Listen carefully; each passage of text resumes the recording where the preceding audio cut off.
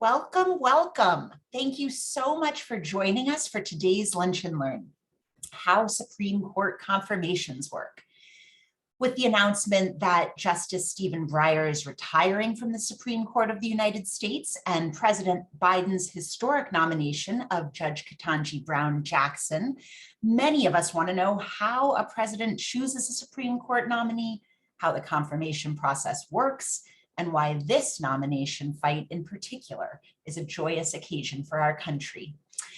Here with us to parse through all of those details today are Cedric Lawson from the Leadership Conference for Civil and Human Rights, Sammie Moshenberg from the National Council of Jewish Women, and Doug Lindner from the League of Conservation Voters. Thank you all for joining us. My name is Kathleen Neal. I am the Director of Policy and Partnerships here at Maine Conservation Voters and Maine Conservation Alliance. Our organizations represent more than 13,000 members and supporters dedicated to protecting Maine's environment and our democracy. MCA does that through education, collaboration, and advocacy, and MCV by influencing public policy, holding politicians accountable, and winning elections. A few technical notes for today. Today's Lunch and Learn will be a little bit different. We will start with a panel discussion, which I'm very excited to moderate, and then we will tackle questions from you all at the end. You don't have to wait though. You can send those questions to me through the chat whenever they occur to you, and I'll keep track of them and ask during the Q&A at the end. If you have any technical difficulties today, you can message Will Sedlak and he will help you out. This event is being recorded and the video will be posted on our website later this afternoon, where you can also find recordings of all of our previous Lunch and Learns. Thank you again for joining us, and let's kick things off. My first question for each of you is a broad one, and I think a really good way for you to introduce yourselves to this crowd. So let's start with, what is your story? Let's start with you, Cedric, and then we'll hear from Sammie and then from Doug. Thank you for the question. Hi, everyone. My name is Cedric Lawson. I am Field Director at the Leadership Conference on Civil and Human Rights. The Leadership Conference is a coalition of over 200 national organizations that includes the League of Conservation Voters, in addition to larger organizations like the Sierra Club, ACLU, NAACP, larger ones that are known by their acronyms, but then also smaller organizations, including other conservation organizations, disability rights, education, and more. We work to advance civil and human rights legislation at the federal level and engage in state partnerships to hold decision makers accountable in doing so. So when it comes to a more fair judiciary, it is work that we definitely believe in. And my story is, I care about a fair judiciary because I understand in what ways that it's integral to protecting, promoting, and preserving civil and human rights across the country. I'm originally from Wisconsin, and I became involved in organizing and civil rights and human rights work while I was in college, whether it was related to access to higher education, understanding the deleterious effects of the injustice system in Wisconsin with its high incarceration rates of African Americans, or LGBT rights. I understood what it meant to be at the intersection of multiple marginalized identities.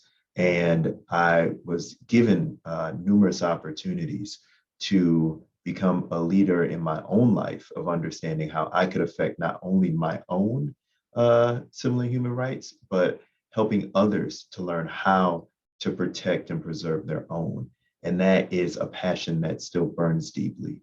And with that said, I came to an understanding that I had to realize what were the moving parts in all of this. What does it mean for someone to get elected? What does it mean to hold someone accountable? And when it comes to the often mysterious third branch of government, we as normal people or as non-lawyers don't necessarily have an understanding of what that means. At the leadership conference, I've been given the opportunity to cultivate this passion of understanding why the courts are important, why, as I've learned so much from Sammie Moshenberg, why courts matter, and what does it mean for us to hold our decision makers accountable as they nominate and confirm judges. Something so important is that every senator votes on every judge. And for those of us who are able to vote for senators, we have that power to hold them accountable for those votes that they take on those judges. Every senator votes on every judge. But it's those passions that I've been able to combine into this important work that keeps me very busy, especially during a campaign like this, that is central to my story. And I'm so excited to be here. I grew up with the love of maps and wanting to travel. So getting to engage with Mainers is its own dream come true in a unique way. Cedric, what a great introduction. I'm so glad you're with us today. And I think I might have to have that "what is your story" be the new first question for everybody, because wow, thank you. Sammie, let's hear from you. What's your story? Hi, good afternoon. So I am a policy consultant with the National Council of Jewish Women, working on the Courts Matter, their Courts Matter program. Before 2014, I was head of the Washington office of the National Council of Jewish Women and worked for them for 30 years, and then retired and moved into a consultancy. And during the time I was at NCJW, I had the opportunity to work with an organization that is the oldest Jewish women's organization in the United States, an organization that has 180,000 members in 60 affiliate sections around the country, that works with a combination of education, advocacy, and service on issues that benefit women, children, and families, and civil and human rights. And we also are a proud member of the Leadership Conference and have been for many decades. And that allows me to work with Cedric and learn from Cedric and follow some wonderful great grassroots efforts that Cedric leads on behalf of the Leadership Conference. I got involved in this work a long time ago, and I won't trace back to the beginning, but I will say that we've always understood that courts matter, that the judges who sit in lifetime positions on the federal courts and state courts, but on the federal courts especially, have an impact that lasts for generations. You figure these folks are confirmed to sit in a lifetime seat. Many judges serve for most judges serve for longer than the presidents who appoint them. And because of precedent, which the current Supreme Court doesn't have too much respect for, but certainly through the years, precedent has shaped a lot of the decisions of the courts going forward. Because of precedent, not only does a judge have an impact on the folks for the, let's say, the 20, 30, 40 years that person may serve for a lifetime, but that precedent is going to impact generations to come. So we're talking about an outsized influence on every single aspect of our lives. Over the years, NCJW has started coalitions in states around the country, including the Courts Matter Coalition in Maine. And I hope there are folks from the Courts Matter Coalition on this call, because we understood that, as Cedric said, every single senator votes on every single federal judicial confirmation. So even if in your lifetime, there's never a federal judgeship up in your state, your senator is going to have to make a decision on federal judgeships in other states. And I have long believed, my whole career has been animated by this, that what happens on the ground, that the grassroots have the power to make change. And that if the grassroots aren't involved, if individuals on the ground are not involved in an issue, you're never going to get anywhere. Because that's what makes a difference. And I've seen it time after time. Sometimes it takes years, sometimes it takes months, sometimes it takes decades. So I'm happy to be with you all. Looking forward to talking to you. And I guess I don't need to tell you that Maine is a critical state in this battle. And you all have outsized importance in an outsized important issue. So thank you for including me. Sammie, thank you so much. And thank you for your work getting the Courts Matter Coalition here in Maine off the ground. It's really, we find ourselves with lots to talk about these days. So thank you. Doug, how about you? What's your story? Thank you so much, Kathleen, and thank you to MCV for hosting this wonderful event. And thank you also to Sammie and Cedric. It's a privilege to work with you and learn from you and to be on this panel with you. So I am Doug Lindner with the League of Conservation Voters.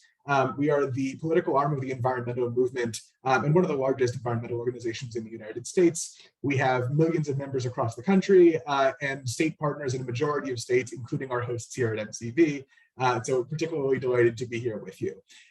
We at the League of Conservation Voters have over the last few years elevated democracy and the judiciary as part of democracy as a core part of our work alongside our work on climate and so many other environmental issues for reasons that are near and dear to me as a person who is relatively new to the judicial nomination space because I have spent most of my career as a voting rights lawyer and political strategist. But I come to this and to the environmental angle on it specifically because these are issues that you cannot disentangle. We live in a backsliding democracy on a warming planet, and those two problems intersect. If you care about one, you have to care about the other because they go together in so many critical ways. And in particular, when we think about the courts, not just the United States Supreme Court and not just one seat, but all the time when we think about who gets appointed to that court, to the lower federal courts, who gets onto state courts, including state Supreme Courts and on down. These things all have tremendous impacts on public policy, for our environment, for our democracy, for so many things. Courts in the United States have more power over public policy than in any other major democracy. And so even if you are not a lawyer, even if you are not particularly interested in the details of why courts make the decisions they do, the people who get onto courts make a huge difference in our lives and in all the issues we care about. And I am super excited to getting into that and getting into this joyous nomination of Ketanji Brown Jackson, who we are delighted to support. The last thing I'll say for the moment is that I'm particularly happy to be here talking to Mainers because I grew up in Manchester, New Hampshire, right across the border. I didn't know that. Thanks for sharing that, Doug. And thanks for going right to, honestly, one of my favorite things about the work that we do is that ability to weave together, the environment and our democracy. And so maybe, Doug, to start us off, just to put a little finer point on it, why should environmentalists care about the Supreme Court? I'm so glad you asked. So there are a lot of reasons environmentalists should care about the Supreme Court, but I want to zero in on one in particular that is super topical. So last Monday, not this week Monday, but last week Monday, February 28th, the Supreme Court heard oral argument in a case called West Virginia v. EPA. And if you haven't heard that name yet, you will. Because in that case, the court is considering wiping out, to some degree or another, the EPA's authority to regulate greenhouse gases. This is the single most important tool that the United States executive branch has to fight climate change. And even though the Supreme Court just 15 years ago, which is pretty recent in Supreme Court time, said, was challenged on whether or not to regulate greenhouse gases. And in 2007, the court said not only can the EPA regulate greenhouse gases, they said that it must regulate greenhouse gases. But now they're considering rolling that back. And the degree to which that could happen is unclear. The decision is likely to come down in June, and we will see what that looks like. The best case scenario here is that the justices recognize that for the reason I just mentioned about that 2007 case, and for so many other reasons involving the science and the law, they should dismiss this case. They should never have accepted, and there should be no substantive decision there. But the downside there, if they choose to do the wrong thing, and they very well might, could be big. It could be a small curtailment of the EPA's authority to regulate greenhouse gases, but it could be huge. It could wipe that authority away. It could substantially impair not just the EPA's authority, but the authority of every other federal agency that regulates big industries in order to protect the people from powerful interests, undermining their authority to do that, as the conservative legal movement has been looking to do for quite some time. And when they come for these things, when they try to impair the ability of government to do the work that it does, it's important to keep in mind they're coming for our environment, but it isn't just the environment. It is these whole set of issues. And by the way, it's never the Army or the Air Force or the FBI or the Department of Homeland Security. It's always those agencies that are trying to protect the people from powerful special interests who will take advantage of them if they are not regulated effectively. And so as we look at what the Supreme Court is doing on this, it's really important to pay attention to that, because it will have long-term implications for all those big issues. And I think it also shows us the difference that we have in having a 6-3 conservative court versus even the 5-4 conservative court that we've had for the last 50 years. Because that court in 2007 that ruled that the EPA must regulate greenhouse gases, it was divided at the time, but there was a conservative majority then, and that was what they said. And so every individual seat on this court, and on the lower courts, but especially on the US Supreme Court, every individual seat matters, even if it doesn't change, which broad coalition has a majority of seats. Still, every individual seat matters. And when Judge Ketanji Brown Jackson is confirmed to the United States Supreme Court, she's going to be there for a long time. She's 51 years old. This is a lifetime appointment. The other justices will also be there for a while, but none of them are as young as her. Oof. Doug, I got to tell you that was hearing about West Virginia v. EPA, even though I know about it, hearing you put it in those terms, it's a bit of a gut punch. And I really wish that we could change the composition of the court ahead of that decision. The court will decide that case, or I like your plan. Let's hope they go with that of dismissing that case. But whatever they do will happen before the new justice is seated. Yes, and I should be clear, sorry, that it will happen before the new justice is seated. Justice Breyer will still participate. So it will be a 9-justice court hearing this case, but it will not involve future Justice Jackson quite yet. Right. Okay. Thank you. Thank you. We got to hold on to all the hope we've got, right? And every seat that we have. Cedric, what does a new justice matter if it's still going to be a 6-3 court? I mean, if we could wave our wands and get back to a 5-4 or even flip it, that seems like it would be better. I believe that this nomination and this confirmation matters for a number of reasons, outside of the fact that it could be seen, as many frame the political dynamic, as a 6-3 court. First and foremost, we would be receiving a justice who is eminently qualified and who would be the first justice to have previous experience as a public defender, who has been a part of the U.S. Sentencing Commission, therefore has a very unique eye in regards to the justice system in the United States, and also has served as a district court judge and a circuit court judge as well. So it's exciting, outside of also the celebratory fact that this would be the first Black woman on the Supreme Court. So while the presumed political dynamics related to jurisprudence would dictate it to be a 6-3 court, we also have to keep in mind how important it is for there to be a space for dissent.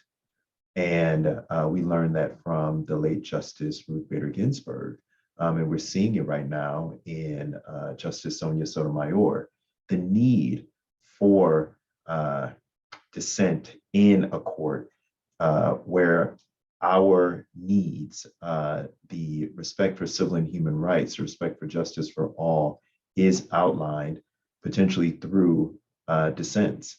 But also, we can't count all, the chickens before they hatch, especially when it comes to jurisprudence. We can't necessarily overlay the way that we look at what happens in Congress or in our state legislatures and the political dynamics there. We cannot overlay that onto the federal courts, particularly the Supreme Court. So having Judge Jackson as a part of the Supreme Court will inevitably be helpful in regards to unique cases that come up where the presumed balance of 6-3 has shifted. So having Judge Jackson there for that will be extremely helpful when it comes to, as I mentioned, the protection and preservation of civil and human rights. Thank you. That feels like a hopeful reminder, both about the power of dissent and the evolution that justices often go through while they're on the court. You alluded to this, and I just want to share a couple of statistics, which probably everybody has seen by now, but every time I read them, I have to pick my jaw up off the floor again. There have only been 115 justices who have served on the Supreme Court in our nation's history. Mm-hmm. Of those 115, only 3 have been people of color. Yes. Justice Thurgood Marshall was confirmed in 1967, Clarence Thomas in 91, and Sonia Sotomayor in 2009. Out of that 115, only 5 have been women. Justices Sandra Day O'Connor was confirmed in 1981, Ruth Bader Ginsburg in 1993, Sonia Sotomayor in 2009, Elena Kagan in 2010, and Amy Coney Barrett in 2020. Sammie, I'm going to ask you this, Stumper. How many Black women have served on the Supreme Court in our nation's history? As my daughter-in-law said, as my granddaughter would say, let me Google it up. Actually, I don't have to Google it up. I know that there has never been a Black woman on the US Supreme Court, which, given the fact that it is 2022, is shocking.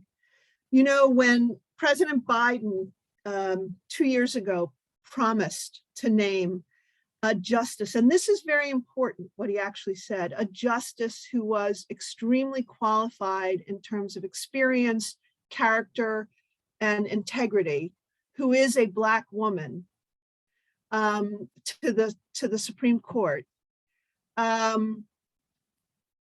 He was saying something that was, considered daring, and even took and still taking criticism for singling out the fact that his appointee would be a Black woman.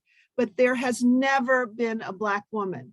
When people were talking about the short list before Judge Jackson was actually named, and there were 3 eminently qualified women on that short list, it was also pointed out that there was a huge list of qualified, extraordinary Black women jurists who could have been tapped. So it isn't because there is no shortage. It's because there has been, I live in Virginia, and I have to worry about coming up against my state's critical racism theory law, but because there is systemic racism that has kept presidents from even probably considering Black women for this position. So this is extraordinary. I think all credit to President Biden, but all credit to, again, it comes down to the grassroots, to the organizations, to the coalitions who have made this point over and over again, that the list of people to be considered, not just to the Supreme Court, but to the lower federal benches, and those people have extraordinary power and importance needs to be broadened to include not just a diverse population in terms of demographics, but a diverse population in terms of professional experience. We don't just want people of color who came from corporate white shoe law firms. We want folks who worked in civil rights law, people who were in labor and employment law, people who were who have a deep history as public defenders and in service to their communities. And President Biden has gone ahead, and in terms, if you take a look at the 46 confirmations that have happened at the lower court since Biden's been president, you will see incredible diversity, both exponentially and demographically.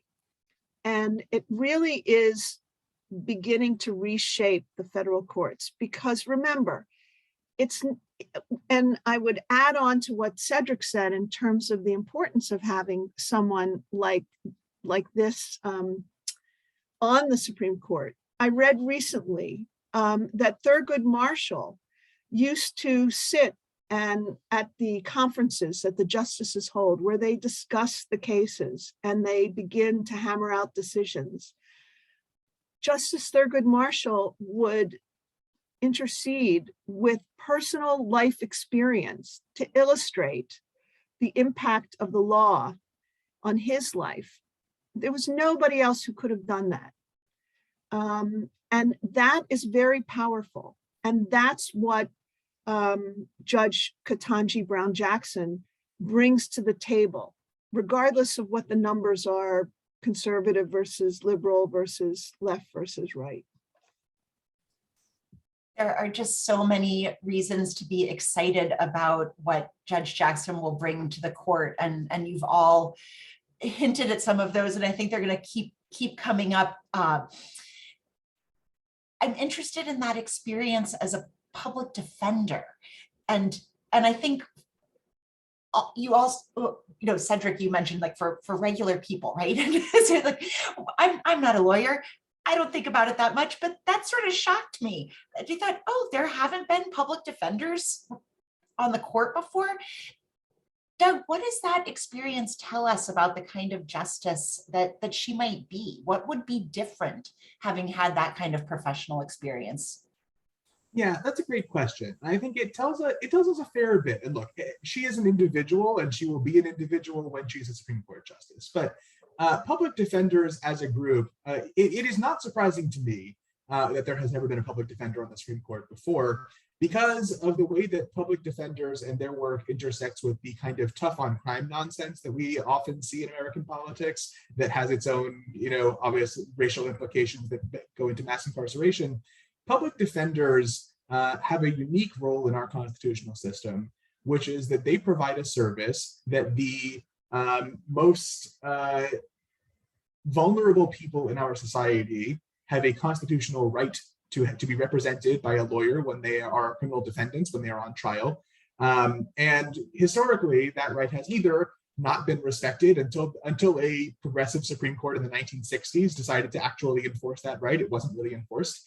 And in recent decades, we have seen, and I think we will see, unfortunately, over the course of this hearing, a lot of tough on crime politicians and political talkers who want to undermine that critical role of the right to counsel and kind of throw the whatever crime statistics, waves, scaremongering they have at the people who are protecting the rights of the most vulnerable in our society, who frequently can either have the book thrown at them where they go to really inhumane prisons for much longer than they would in some other democracy, or even in many dictatorships, because the United States incarcerates more than any other country in the world. But also, just the fact that they are dealing with these kinds of issues, and the way that the defender system works in America is such that public defenders as a group really understand what it means for someone who doesn't have power to interact with the most powerful systems in our society. And so criminal justice isn't every issue, right? It doesn't directly tell us, what she thinks about the environment or any other particular issue, but it does tell us that she is someone who understands. And I think this has been borne out in her time as a judge and on the U.S. Sentencing Commission after she was a defender. It tells us that this is someone who knows that power in a democracy and institutions like the courts need to serve all of the people and not just the most powerful interests that are capable of hiring the most expensive lawyers. And that's a really important thing because even though President Biden in particular has done a great job picking primarily, I believe it's 61% people who have spent their legal careers before becoming judges fighting for the people and not for deep-pocketed special interests.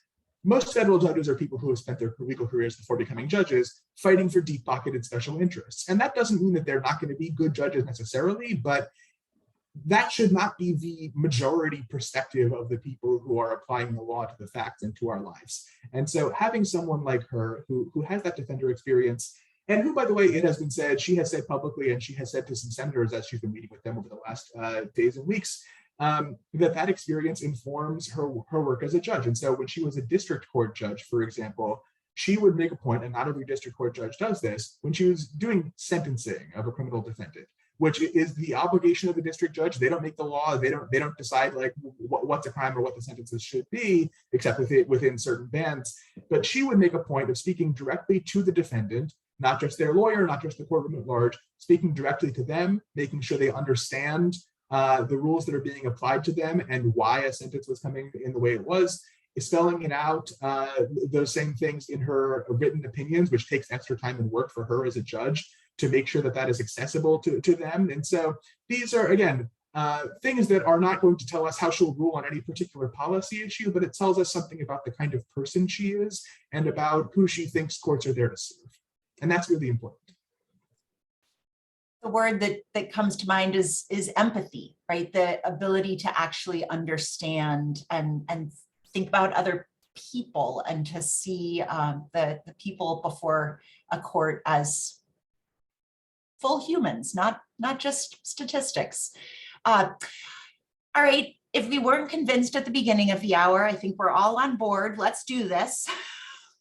But how? Cedric, can you walk us through the process?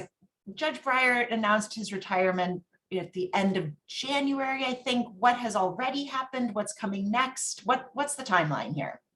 Yeah, absolutely. So as you mentioned, Justice Breyer announced his retirement at the end of January. The rumors were swirling. He provided that formal notice of retirement to President Biden. And from there, President Biden took the time to choose, which is, of course, in his jurisdiction constitutionally, choose to nominate Judge Ketanji Brown Jackson on February 25th, which is a date of note, considering that February 25th, 2020 was when President Biden made his campaign promise to nominate a Black woman to the Supreme Court down in South Carolina. So that was the 2-year anniversary of that campaign promise. Since that point, the Senate Judiciary Committee has prepared for the nomination process. So we're looking forward to having Senate Judiciary Committee hearings starting March 21st through March 24th. But in this between time, from February 25th to March 21st, Judge Jackson has been having and will continue to have courtesy visits with senators, taking the time to chat with them, share a little bit more about herself, answer any questions that they may have outside of the more formal process of the Senate Judiciary Committee hearing. So once the hearings start, 40 hearings where there will be opening remarks, then of course questions, AKA the grilling that happens from senators of the nominee. Then we move into outside witnesses who will also share perspective on the importance of this moment, importance of the nominee, of the jurisprudence at play. Then we look forward to a committee markup, as we often call it, executive committee from Senate Judiciary Committee, where they move into holding a vote in the committee on the nominee. As most everyone knows, but is necessary to share here explicitly, the Senate is, as I like to call it, 51-50. But what that means is in the 50-50 Senate, there would many times need to be the breaking of a tie. As the organizing rules came into play in the Senate, what happened is that each of the committees also mimicked that 50-50 split. So in the Senate Judiciary Committee, there are 22 members, 11 in the majority, 11 in the minority. So sometimes there are ties. So in the case that there is a tie vote for the Senate Judiciary Committee, we would have to move into what is known as a discharge petition. So the Senate majority leadership would essentially discharge the tied vote from the committee and bring it to the floor. And from there would be some additional floor hours for debate.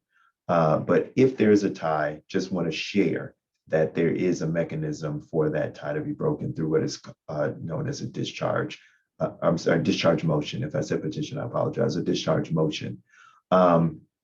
So once that vote is advanced out of the committee, we will move into final Senate floor action, which would include a series of votes before we have a final vote. And what we've heard from Senate leadership is that we're looking forward to having a final vote before the Senate spring recess, which starts on April 11th. So we're looking forward to having a vote most likely on Friday or Saturday, April 8th or 9th. So it's a pretty quick process when you think about it, but these are going to be some relatively tense weeks coming forth. But it's all a part of the process.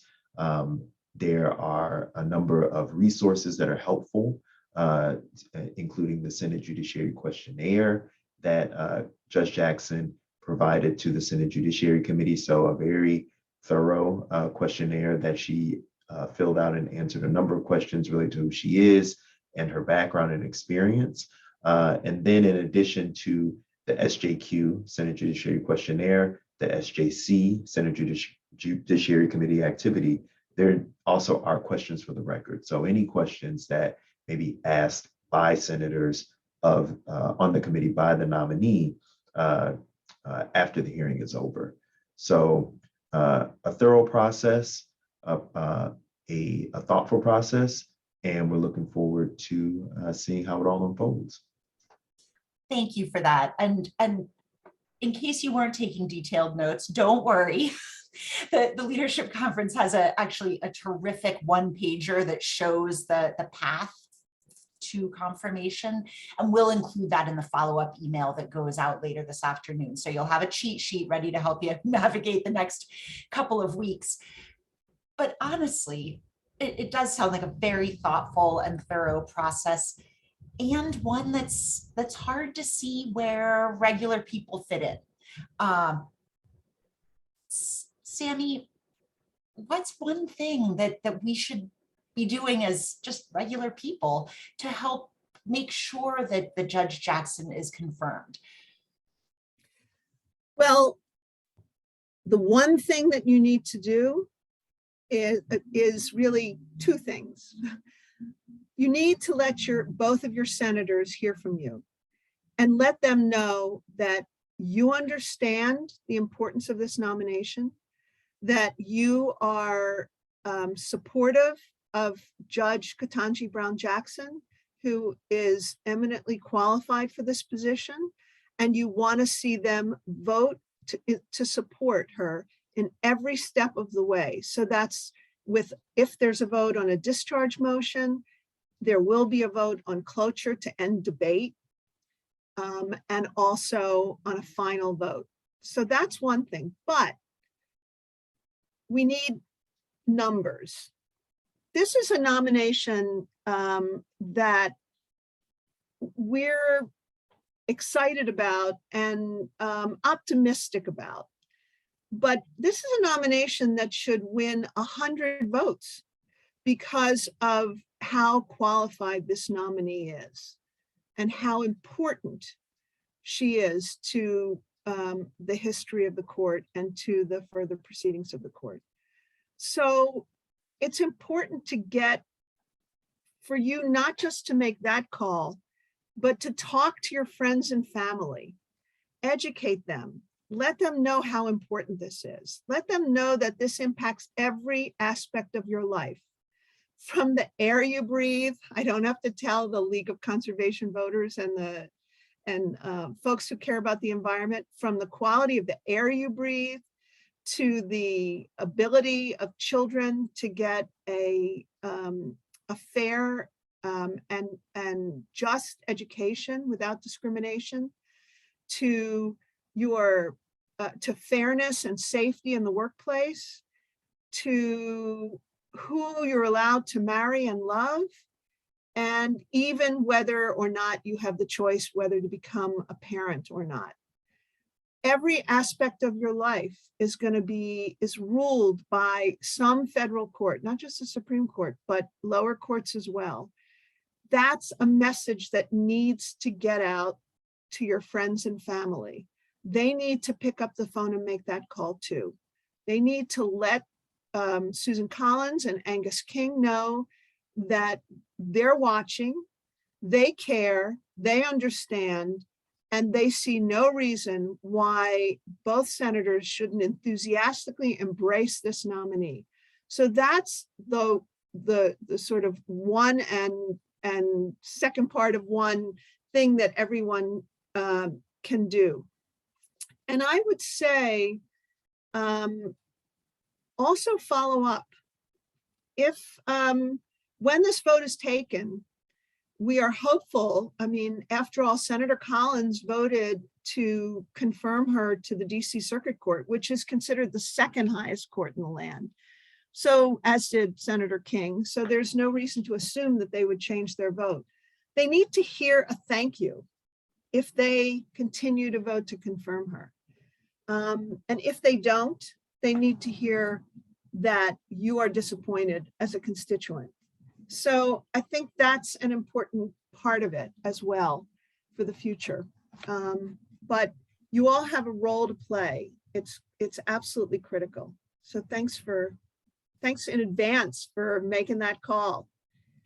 And thank you. And for everyone on the call, you know you can count on us to help make that easy. So in that follow-up email that you'll get later this afternoon, you won't just have the timeline of the nomination and confirmation process. There will also be an action alert that will make it super easy for you to send a message directly to Senator Collins and a message directly to Senator King saying exactly what Sammie just laid out. I do want to get into some of those specific issues that you mentioned, Sammie, about how deeply this will affect our every aspect of our lives. I also want to talk about lower courts. I could go all day.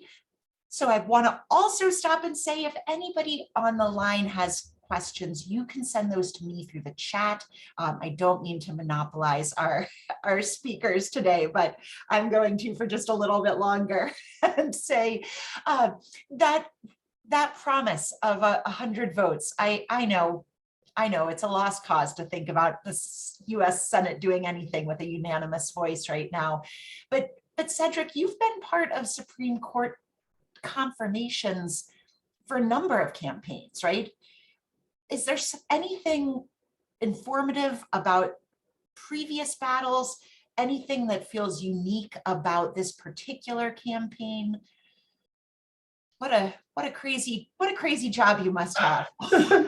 It's definitely been a journey, and I'm grateful for colleagues like you all in terms of holding decision makers accountable. I will first start off by saying that justices leave their jobs by retirement or the inevitable. So just for starters, by the fact that this Supreme Court nomination or Supreme Court vacancy campaign started with a retirement shifted the frame entirely. I remember when Antonin Scalia passed away. I remember when Ruth Bader Ginsburg passed away. And it was a completely different start to the campaign and how we engaged. So considering how the campaign started through retirement has completely, it's lended to a completely different way in which this campaign is being carried out.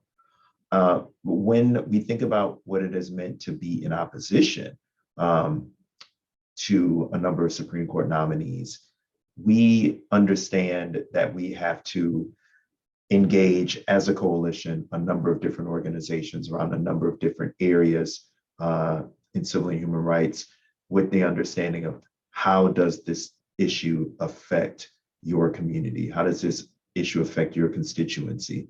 And of course, we do the same here. But I would say that mostly it comes down to the orientation. It comes down to if we're for or against, but it also comes, when we think about that, it comes into the different type of tactics that we're engaged in. The tactics change over time. Things have changed a lot, evidently, since 2016, whether it's in terms of digital organizing, whether that digital organizing has been expedited in a number of ways due to the pandemic. How we organize has become a lot different, but the goals are the same. What does it mean for us to effectively engage our decision makers related to how they will vote on this nominee? And as national organizations, we see it as imperative to trust the organizers, the leaders, the advocates in states, and follow your lead in terms of how you hold your decision maker accountable. What does it mean for us to effectively support and buttress the leaders, the networks, the coalitions that are actively engaged in the work? And how can we provide you with resources, of course, not just monetarily, but also, as you mentioned, the timeline for the Supreme Court. This is what we do every day.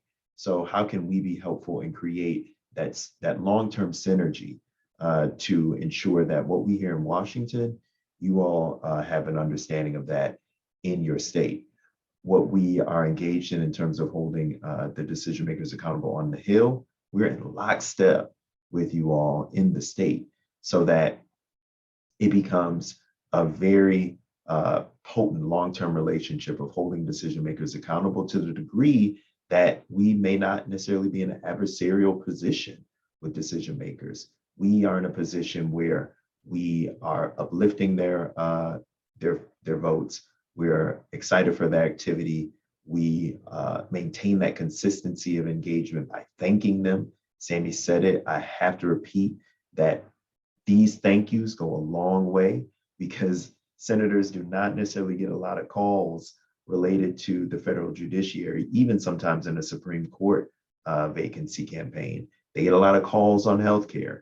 They get a lot of calls on economic security, like tax credits. They get a lot of calls on gas. But what it comes down to is they're not necessarily going to get a lot of calls on the judiciary, even for the Supreme Court. So when they may get 400 calls related to the ACA or related to an individual's right to choose, reproductive rights, getting 40 calls on a federal judge or 140 calls related to the Supreme Court, that's a big deal. So we have to take this opportunity to, as we look back at campaigns, to see where our power is, how we can exercise that power to create the concrete improvements in the federal judiciary that we seek. So while the orientation has changed a little bit in terms of how we're in support of this nominee, the myriad tactics that we will utilize haven't changed. We're thinking about new ways to engage, but also, of course, utilizing the tried and true to make sure that we're in touch with our senators and holding them accountable and making it clear to them that there are consequences when they are not voting for a fair judiciary. It's fascinating. And I want to just zero in on this, something you've all mentioned, which is lower courts, because the the third branch can be kind of, I think you said at the very beginning, Cedric, a little shadowy, right? We're not entirely sure what our role is. And that's true at the Supreme Court level, but there are a whole bunch of other justices who serve in the federal judiciary. What do they do? Why are they important? Sammie, I know this is a real passion of yours. So is there anything you've been tracking recently that you think we should know about?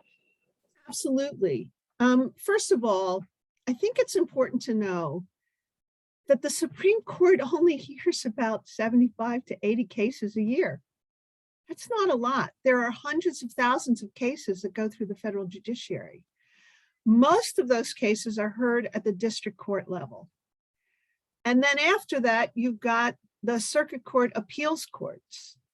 And they hear, the district courts here, I think, in the tens of thousands, and the circuit courts here in the thousands, and the Supreme Court hears in the dozens. So the decisions that are made in those lower courts are often the last word on our rights and on our quality of life. And people don't pay as much attention. Now, right now, we've got, as I said, 46 judges that were confirmed. There are, how many pending? 18 who are waiting for floor votes on the floor. Those 18 judges include outstanding people like Nina Morrison, who came from the Innocence Project, which you all know fights to exonerate and to free people who are in jail who are innocent. You've got people who are nominated, a woman judge in the Third Circuit, Freeman, I'm blanking on her first name, Cedric. Ariana. Yes, who's also a public defender in Philadelphia and who will make a tremendous difference on the court. You've got Dale Ho, who's nominated to the Southern District of New York. Dale Ho was head of the Voting Rights Project of the ACLU. He's one of the people who needs a discharge petition. So he's going to a discharge motion vote. So he's going to need an extra vote before he can move ahead. But you've got extraordinary people at that lower court level. And P.S., those are the people who are going to make the decisions that are probably the ones that are going to hold the longest. The ones around voting rights, around reproductive rights. If you look at what happened in Texas on reproductive rights, and you look at the extraordinary role that the Fifth Circuit has played in upholding that horrible Texas law, SB 5, which allows bounty hunters to go after people who perform abortions or who even facilitate abortions, that have basically shut down abortions for people in Texas. It's the Fifth Circuit that has, an addition to the Supreme Court, that has made the difference. You've got cases pending now in Florida in the 11th Circuit that have to do with voting rights, with rights for LGBTQ individuals. Every circuit, and remember, Maine is in the First Circuit. Maine is not in the 11th Circuit, as is Florida. Maine is not in the Fifth Circuit, as is Texas. But your senators are the ones who vote on who's going to sit on those courts. So if you care overall, even if it's not going to touch you immediately, if you care overall about preserving rights, preserving a quality of life, there's a real need to begin to get educated on these nominees for lower court positions, so that you can tell your senators, weigh in and tell your senators what to do. You've been fortunate that your senators have broken from the rest of the Republican Party, or Susan Collins has broken from the rest of the Republican Party on a few key lower court nominations, including Judge Jackson's when she was up for the DC Circuit. So she's gettable on these nominees, but she needs to hear that her constituents care, that she's not going to get a pass. As Cedric said, that accountability is absolutely critical. So I just want to quickly say, it's always been about the grassroots. You know, social media is relatively new to an old timer like me. I worked on the Bork nomination in the 80s. But what turned the tide of the Bork nomination was grassroots participation. And I will tell you, people were mobilized by fax and by leaflets and by telephone trees. And yet they were mobilized and they were effective and they were able to defeat that extreme right-wing nominee.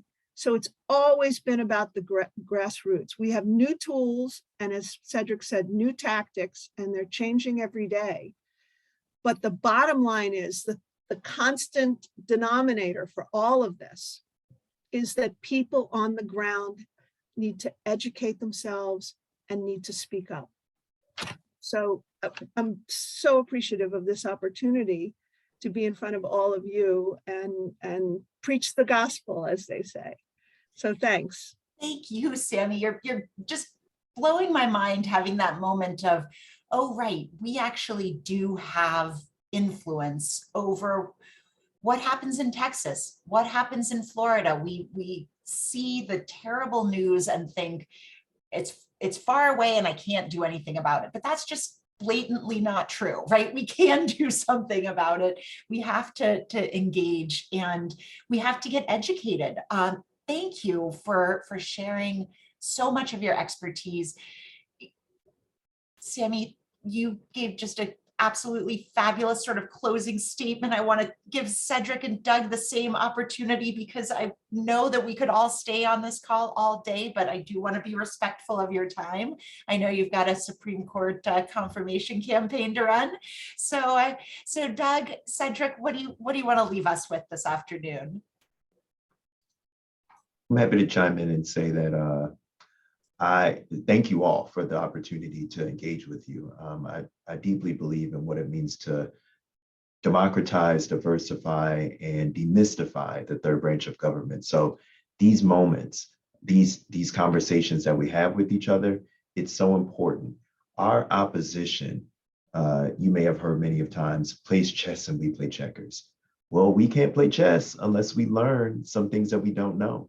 And as we learn more about the third branch of government, whether it is the Supreme Court and how that impacts the lower courts and how that's a pipeline into the former, whether it's in terms of how they're all related with the state courts, continue to take this opportunity to learn how we take on an opposition that is powerful and understands the importance of the federal judiciary. When it comes to preserving civil and human rights, we need that fair judiciary.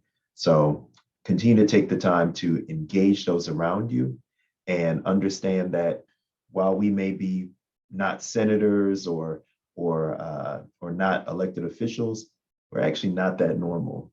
Normal people pay attention to politics 10 to 15 minutes a day. So for the fact that we've been on this call for an hour, we are not normal. But with that said, our family, our friends, our contacts, whether we know it or not, are constantly paying attention to how we share important political information because they do look to us in a way that they may not look to television or radio. We're trusted messengers. So please take the time on a regular basis to share the importance of this nomination, what it means for us to sift through some of the naysaying on that this doesn't matter, that representational politics doesn't matter, that this is pandering. Lies, fallacy, unnecessary. Take the time to consistently engage those around you so they know the importance of the federal judiciary. Brilliantly said, Cedric. Thank you. And Doug, close us out. Really quick, thank you, Kathleen. Thank you, Cedric and Sammie, and everyone watching this both live and afterward. Really quick, we have asked you to call your senators, both of them, and tell them to confirm Ketanji Brown Jackson to the United States Supreme Court. And we're all going to do that. I'm going to do that. Please go do that. One other thing that I want to ask you to do, after Ketanji Brown Jackson is confirmed, I want you to call your senators again, both of them, and tell them to confirm Biden judges to those lower courts. And if you want to tell them about great individual nominees like Ariana Freeman, Dale Ho, and Nancy Abudu, that's great. But even just call them and tell them, confirm those Biden nominees to the courts. There are so many great nominees. He's doing a better job picking them than any president in American history, for real. And they deserve to get through. So please do that. Please stay in this fight. And thank you for being with us today. I love that. And I'm jotting down notes about action alerts to come, so we can help make it easy for you to send those messages when the time comes. And you will all get a follow-up email this afternoon with some resources that you can share either as they are or just work them into conversation over the weekend and in the weeks to come. And that action alert to message Senator Collins and Senator King. I'm so grateful to all of you, and I hope you'll join us again next week. We're going to talk about more in the theme of accountability. Next week's program is about holding our electric utilities accountable. So the way we generate and use electricity is changing fast, but our utilities are regulated in the same way they have been for 100 years. There are some movements underway and some bills before the Maine legislature this session to change that. We will have Maine's public advocate Bill Harwood and State Senator Stacey Brenner with us next week, and I hope to see you all there. Thanks again, and have a great weekend talking about Supreme Court nominee and future Justice Judge Jackson. Thank you so much.